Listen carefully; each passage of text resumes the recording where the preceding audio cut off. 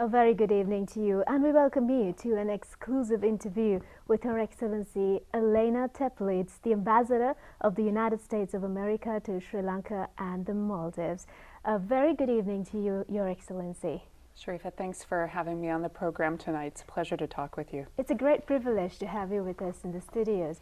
And Your Excellency, you commenced your tenure here in Sri Lanka 8 months ago. So tell us a bit about your experience here in our island.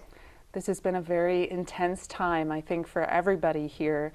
But still, I've had the opportunity to travel around the island a bit, get to know people, get to know what the issues are, and of course enjoy some of the local food and culture. It's been a real pleasure. We're glad you enjoyed it.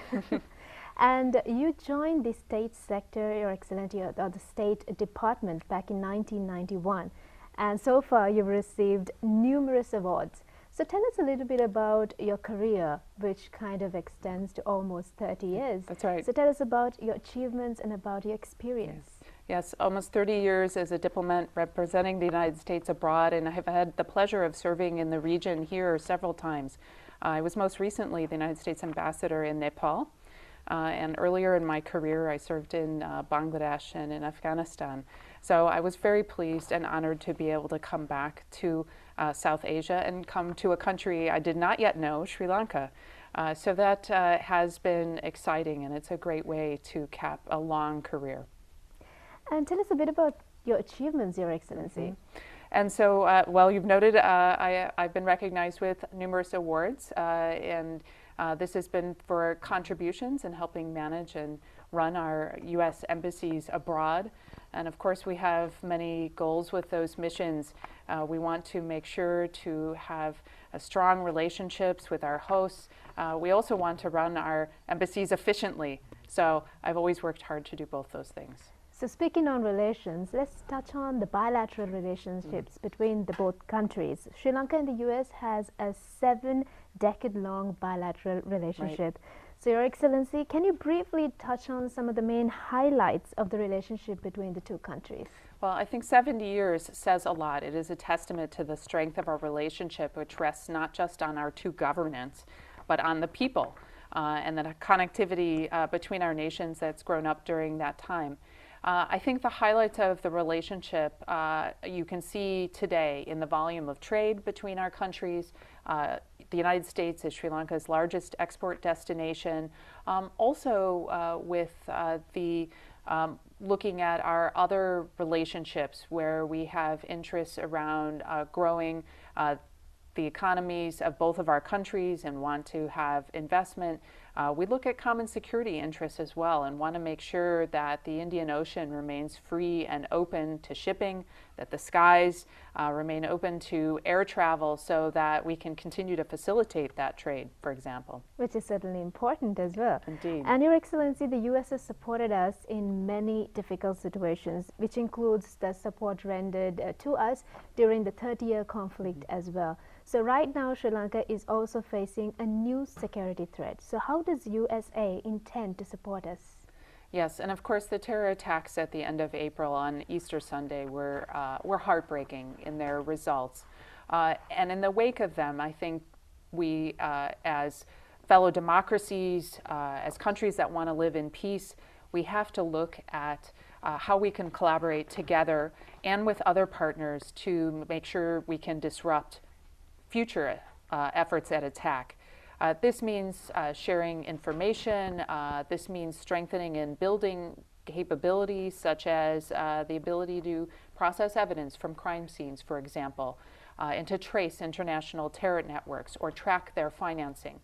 These are the kind of things that we can work on together as well as with other partners.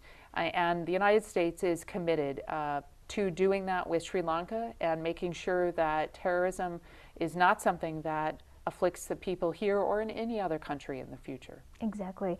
And Your Excellency, what is the status of the current economic relations between the two countries? And can you highlight about the bilateral trade as well? Sure. As you know, we just concluded trade and investment framework talks. This is a conversation between our governments that happens periodically because we want to make sure we have a strong and growing trade relationship. So we look at barriers to that relationship and how we can overcome it. As noted earlier, the United States is the largest export destination for Sri Lankan products, largely garments. We'd like to see an expansion and diversification of that trade relationship, and I think there's a lot of potential in the tech sector. There's certainly a potential with agricultural products. I'd also like to see more American investment here in Sri Lanka.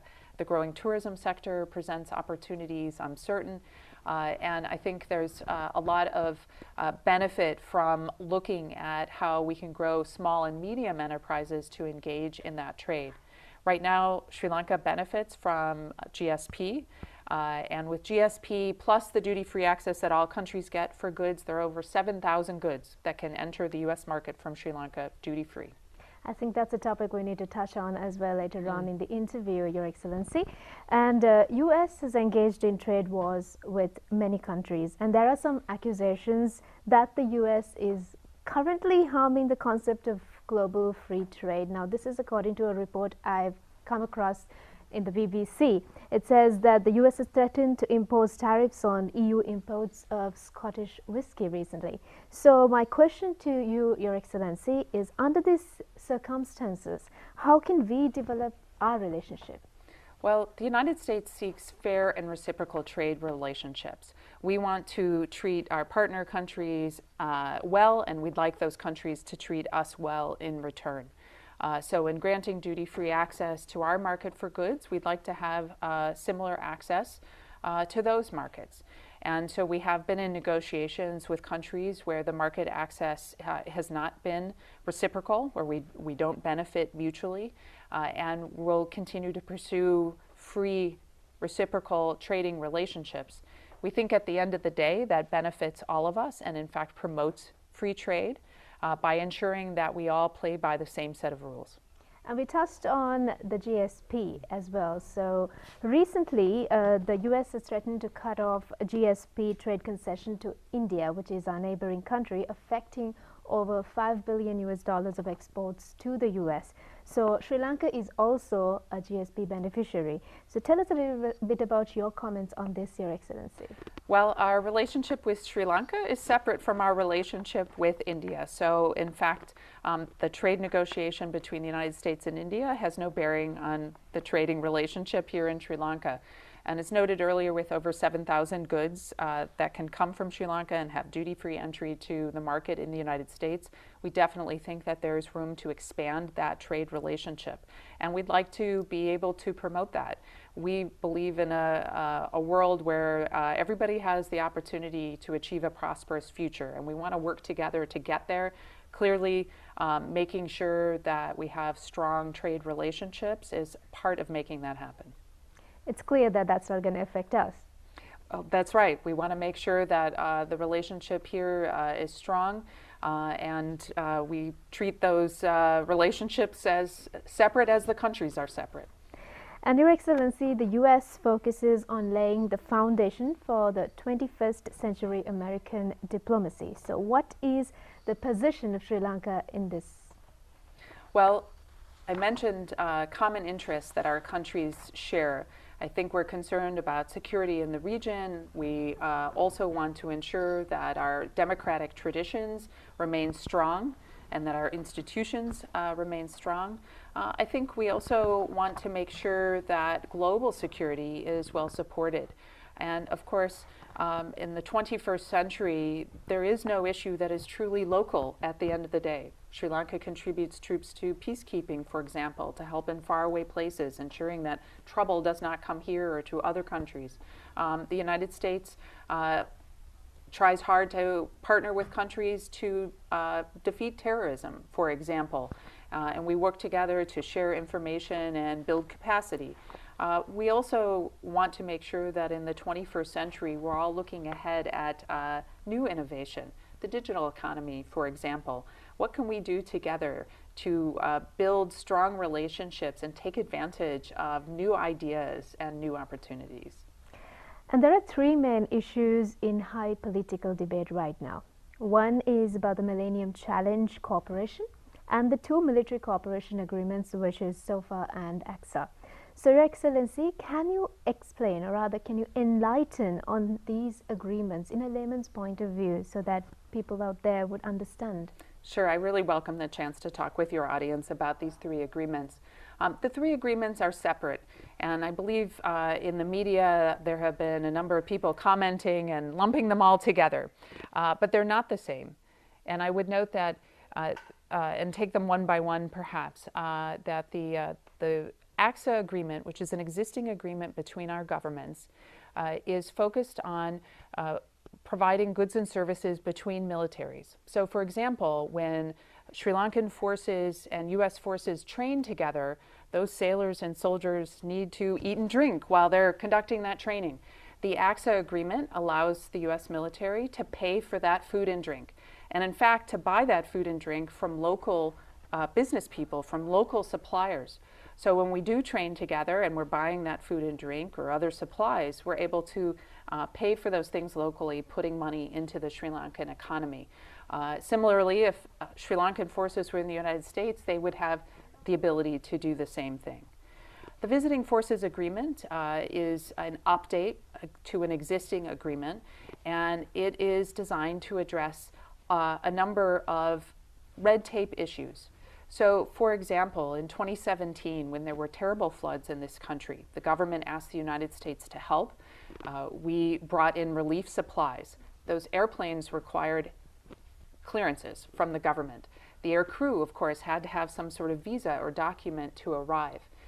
The Visiting Forces Agreement would allow us to discuss and agree in advance and how we'll handle all of those procedures. So that they can come in smoothly. That's right. Exactly. So when there's an emergency, we don't spend time trying to cut through red tape. We've already agreed on those procedures. I think there has been a misimpression made in the media that somehow it establishes conditions for a base. And I do want to say to the viewers, there is no intention, no plan for a United States base in Sri Lanka. What we would like to do is ensure that as we cooperate at the invitation of your government, training exercise, disaster response, that we have agreed in advance on the terms and conditions on how we will handle that. And so that's what the Visiting Forces Agreement addresses.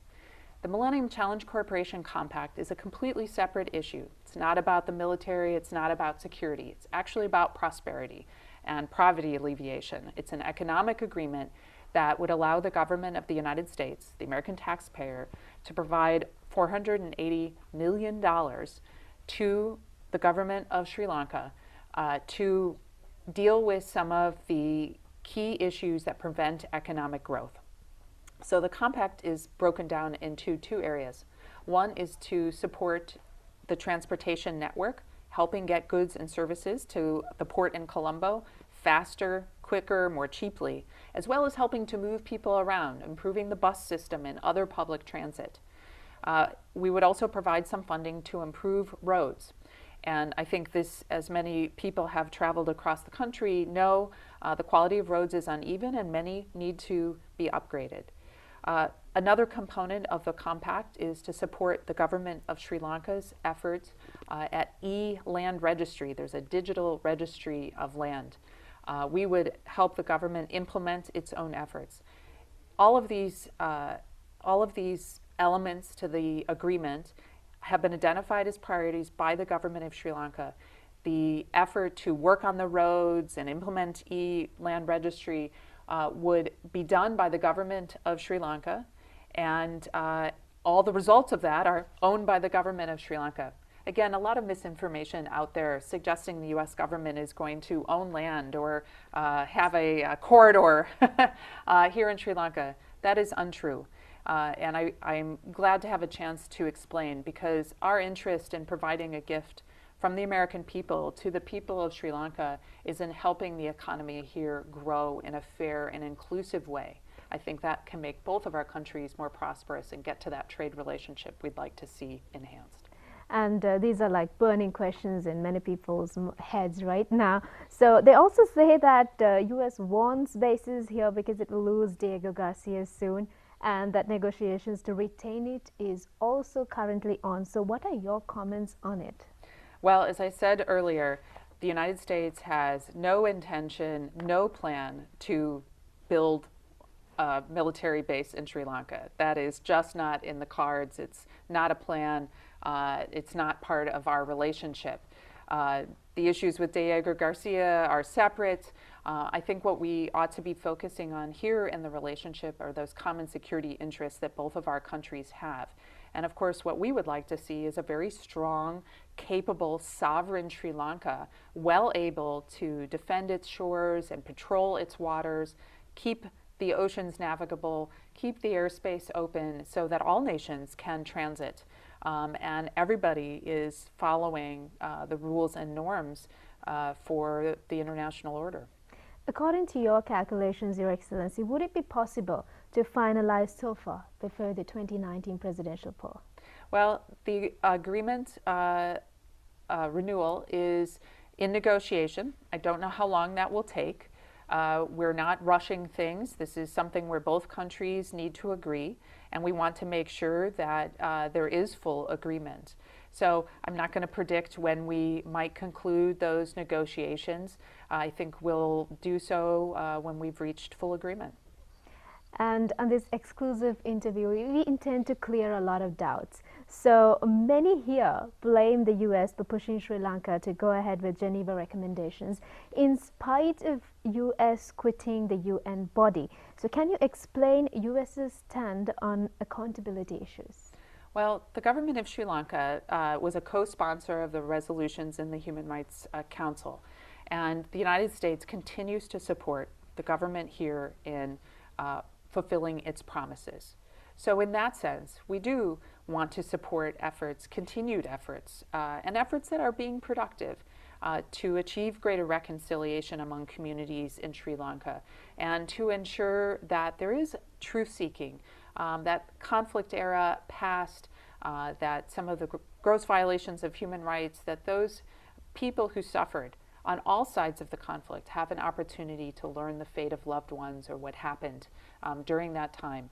We also think that accountability is important as a part of that process and want to ensure that rule of law in Sri Lanka is strong.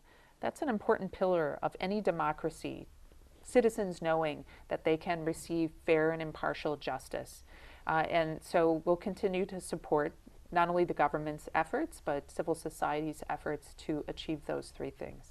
Your Excellency, you touched on this previously, but I think it will be better if you could elaborate on this. The other two main allegations are that the US wants to establish an economic corridor in Sri Lanka that would provide more benefits to the US, and also about opening a branch of the US Bar Association here in Sri Lanka. So, Your Excellency, what do you have to say about these two allegations? Well, there is no economic corridor. As I explained, the gift that the United States would give Sri Lanka to enhance the transportation network is to do segments of road maintenance and also to help with the transportation network, both the movement of goods and of people around Colombo. So there is no corridor. That is simply blatant misinformation, and I'm glad to have the chance to correct that for the audience. In terms of your other question about the American Bar Association opening a branch, as far as I know, that is also not true. The American Bar Association is a private professional association, and they do work and have affiliations with bar associations all around the world. As you can imagine, there are professional networks of lawyers. So I believe that also to be misinformation. I would suggest, though, that for Sri Lanka, being connected to colleagues worldwide, whether they're in the United States or United Kingdom or in India or Bangladesh, this is an important part of our universe today, where everything is global. And I think it's useful to be able to share experiences and information. So I don't necessarily see it as a bad thing if professional associations in Sri Lanka want to make connections with associations in other countries. This is basically like sharing ideas and views and making connections. Exactly. And sometimes helping to build capacity. Perhaps training is a part of that, or professional exchanges. So there are a lot of opportunities to learn from one another, and I think we realize this more and more in the 21st century. as more information is available, making sense of that, finding practical ways to apply that. That's how we can work together better. It's basically like getting international exposure and experience.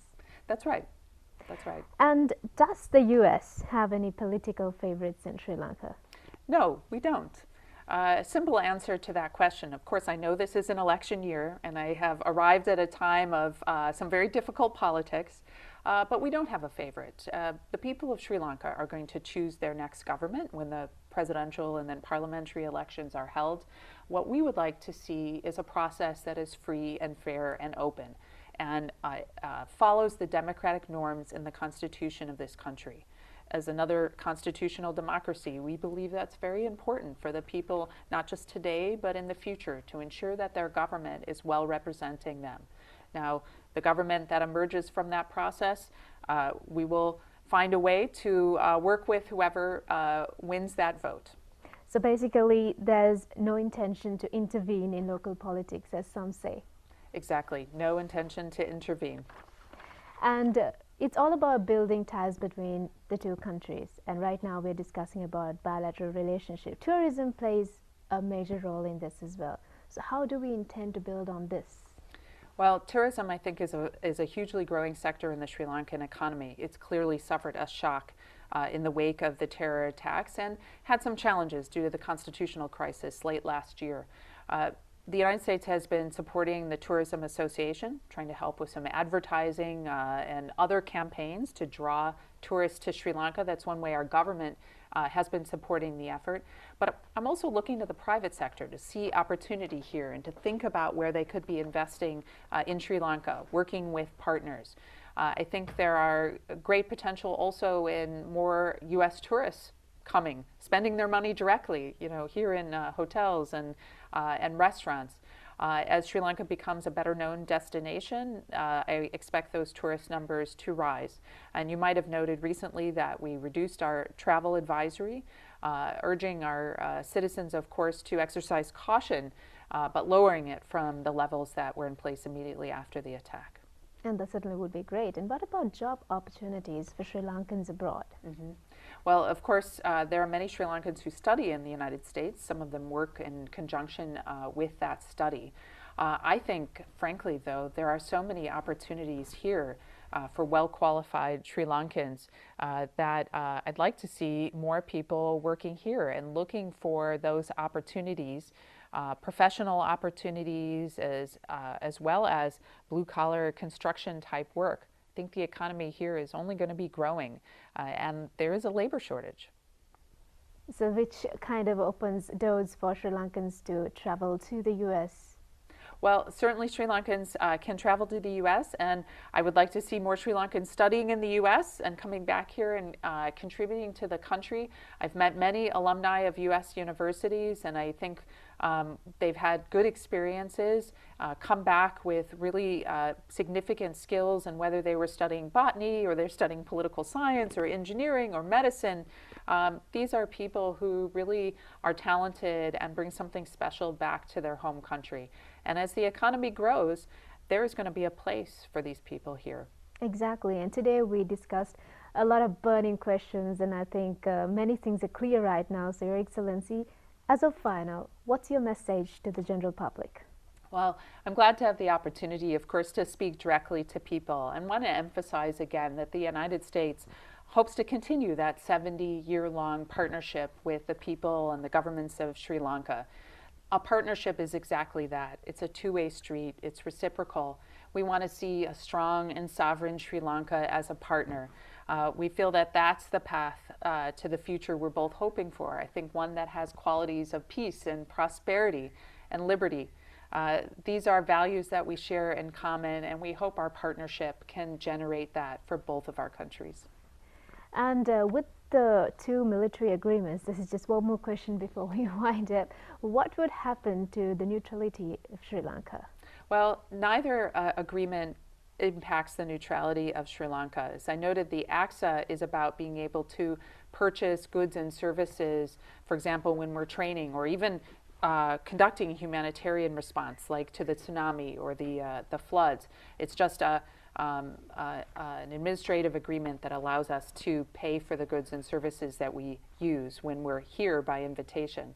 The Visiting Forces Agreement also only governs those logistical arrangements when we're here by invitation of the government of Sri Lanka, when we train together, for example, or when there's disaster response.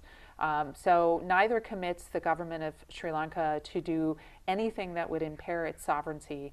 And of course, these agreements are mutually agreed. We don't compel the government to make any concessions that it does not want to make. We want to make sure that we're in full agreement on how to handle these administrative and bureaucratic procedures, save both of our sides some time. But we want to make sure that we're both clear about what those procedures will be. Just one more, although I did say that the previous one was the final one, Your Excellency. Let's touch on the green card opportunity for the Sri Lankans.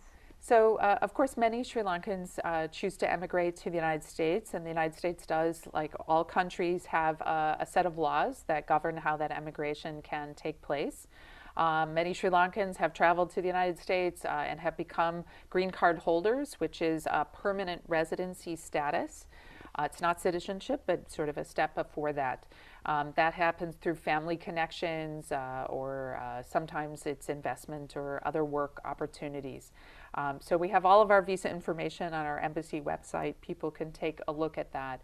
Of course, we love to have and welcome new U.S. citizens to the United States. But we also hope that we can maintain that two-way connectivity, that many Sri Lankans who come to the U.S. also are going to return home and help the country here prosper. Maintain their ties, perhaps, but help the country and the economy here grow. Thank you very much, Your Excellency, for being a part of the program. It was a great honor having you here with us. Sharifa, thanks so much. Thank you. And with that, we conclude our exclusive interview with Her Excellency Alaina Teplitz, the Ambassador of the United States of America to Sri Lanka and the Maldives.